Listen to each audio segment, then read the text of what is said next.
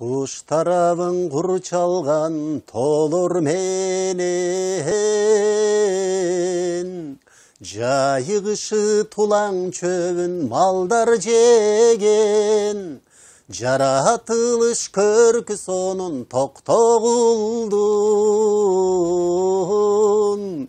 Елімін да жерімін, жерімін да елімін пейлігенен, тоқтоғылдың елінің пейлігенен.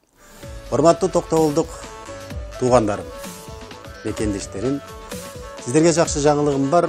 104.8 жыштығында Сүйінші радиосы Тоқтоғыл жергесінде өз ішін баштады.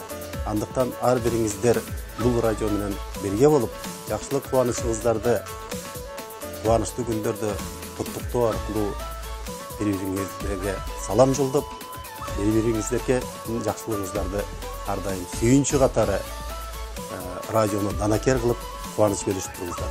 Сіздерді терең ұрматтап мен Сыймық Бешекеев.